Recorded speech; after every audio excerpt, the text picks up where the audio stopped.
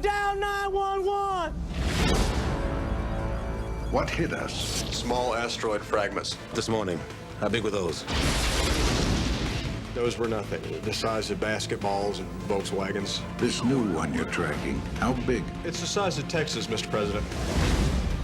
It's what we call a global killer, the end of mankind. Half the world will be incinerated by the heat blast, and the rest will freeze to death in nuclear winter. Basically the worst parts of the Bible.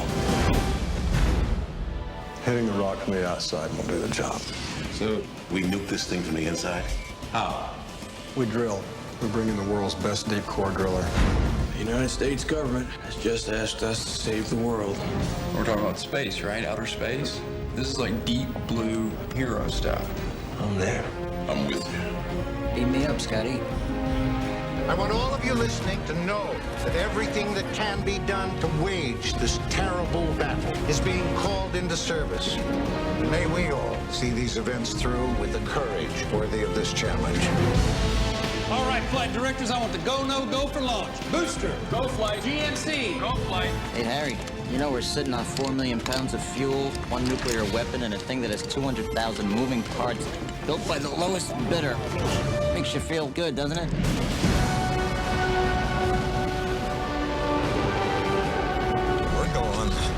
Okay, gentlemen. You're warriors up there. You're already heroes. Just sit back and enjoy the ride.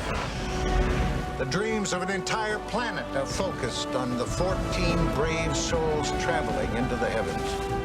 Astronauts, welcome to space. It's about time. I haven't thrown up in about an hour. I'd start praying about it right now. Listen, this is a kick-ass ride. Touchstone Pictures presents Bruce Willis, Billy Bob Thornton, Liv Tyler, Ben Affleck, Will Patton, and Steve Buscemi. Just hold on! Go back for the other team! Matt, get in here! That is my father up there! You don't have to worry about me and my team. We'll get the job done.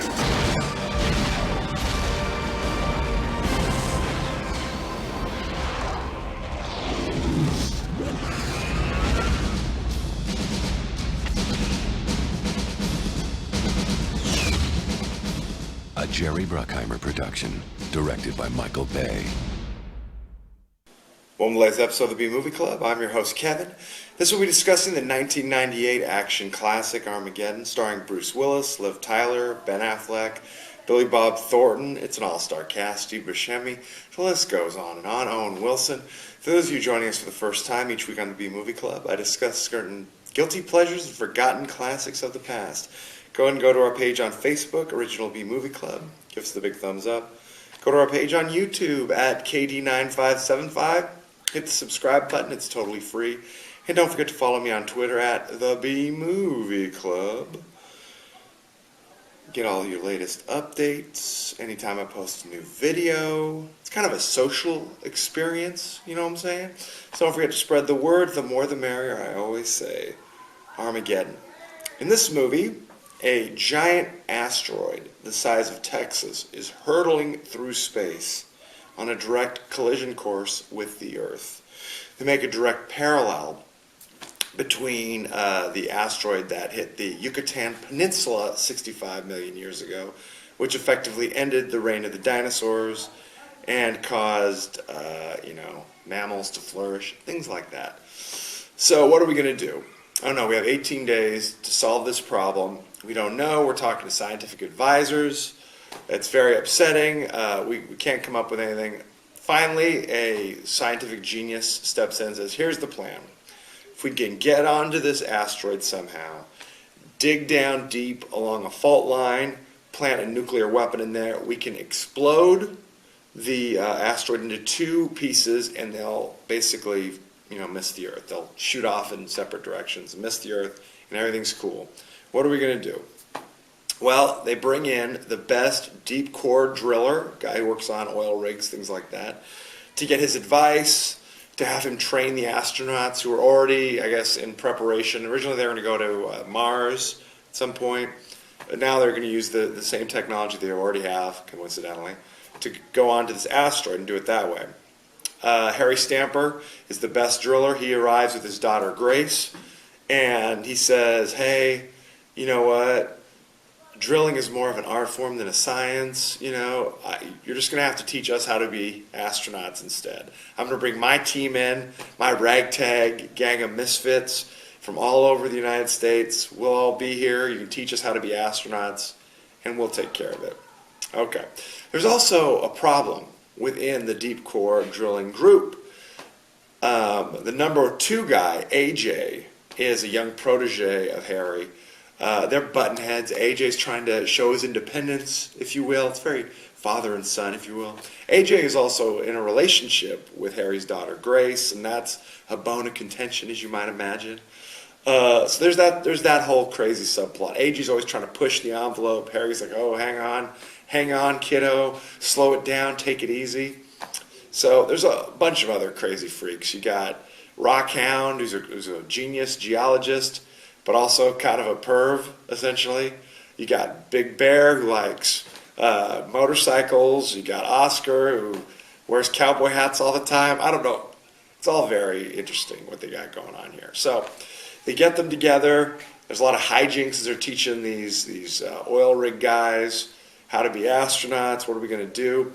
Meanwhile, the asteroid is like essentially launching little meteorites on Earth and leveling places. New York City gets trashed, and Paris gets annihilated, and Shanghai. It's all very upsetting. So the whole country, the whole world is behind this plan, okay? So they finally launch the satellites. Their plan is to take these satellites around the moon and come up behind the asteroid, land on the asteroid. There'll be 2 separate teams, so it's redundancy, okay? If one dies horribly, foreshadowing, then the other one is still there to get the job done, okay? So they were coming around, boom. But now, for some reason, there's a lot of asteroids around the asteroid. They didn't anticipate this, evidently. So one of the shuttles is severely damaged and crashes, boom. The other shuttle, they're very upset. So they land, but they also kind of mess up because they land in a totally different area than they were supposed to. And it's a lot of iron here, so it's hard to drill down into the asteroid here. Luckily, that other shuttle that crashed on the asteroid, half the people survived, including AJ, Bear, and Lev, a Russian they picked up at the International Space Station. He's around, helping out as he can. So they're going to try to drive this big tank thing, this armadillo they call, which also has a drilling apparatus attached to it. They're going to try to get from there to where they think the rest of the astronauts are. So because they landed on an iron plate, essentially, drilling is going very slowly. They're supposed to be 200 feet deep, and unfortunately they're only 57. So now there's a whole nother issue where it's like, hey, we have to blow up the nuke right now, even though we haven't dug the hole yet. What are we going to do? So there's the Air Force, NASA people on the shuttle who are like, hey, we have to follow our orders and blow up the nuke. And you got Harry and his buddies who are like, hey, hang on, what are you trying to do? Let us dig the hole. So I don't want to spoil everything. I don't want to give it all away. There's a lot of levels to what's going on here. You think the danger's at this level. Oh, no, it's really at this level. There's a lot going on here. If you remember when this movie came out, Hollywood does this from time to time. An idea will come up, hey, let's make a movie about an asteroid about to destroy the Earth. Another studio will be like, that's a great idea, we should do that too. So just like you had with the Wyatt Earp Tombstone issue, most recently you had the Olympus Has Fallen, White House Down fiasco. At this time you had Armageddon and also Deep Impact, both having similar themes and plots, both coming out about the same time. So it was a scramble. It was a scramble. Meanwhile, they were both kind of launching at each other, kind of disparaging words about the other production. They brought in Michael Bay to direct Armageddon. Michael Bay, who did Bad Boys and The Rock, and more recently he did all those horrible Transformer movies. You know him, don't you? So they're like, well, we need a star. Who are we going to bring in for this? They managed to get Bruce Willis to star. He was involved in another horrible production that was going nowhere. They agreed to absorb this production, give him a role on Armageddon, and basically say, and you have to be in the next 2 movies under our flagship, whatever, which turned out to be Sixth Sense and Unbreakable. So it worked out well for old Brucey. Brought in a host of other people. Ben Affleck was a young up-and-comer. This is after Good Will Hunting, so people were like, oh, we got to work with him. Liv Tyler, of course, Steven Tyler's daughter from Aerosmith, was making those Aerosmith videos. They're like, hey, now she's an actress, bring her on in. Other people in this, Steve Buscemi played Rockhound. He jokes that when he agreed to do this role, originally the part of Rockhound was supposed to be like a heroic geologist, and he was like, oh, that'll be cool. I'll be able to break away from the crazy, lecherous, creepy characters I've played in the past. Sadly, when he was cast, they rewrote the role to make him more creepy and lecherous. So, good times. It worked out for him well. Michael Clark Duncan plays Bear, totally unknown at the time, went on to do other interesting things. Owen Wilson has a totally small role in this as Oscar. He kind of steals, whenever he's in a role or in a scene, he kind of steals it. But he was unknown as well, so he went on to do amazing things. Billy Bob, this was fresh off his Sling Blade. He lost about 30 pounds and has kept it off. He plays Truman, the guy who works for NASA, like the head of NASA, I guess. I don't know what he does exactly. It's about a NASA thing, okay? So he's in this. It's an all-star cast, like I said. After this movie came out, it was more or less universally panned by critics, which is very upsetting to me. They actually teach a class in NASA and in astrophysics courses all over the place where it's literally like, watch this movie and point out all the scientific errors. And I think the record is they pointed out 268 errors that just don't make sense scientifically, up to and including the fact that, hey, it's space, there shouldn't be any fire, it's a vacuum, for goodness sake.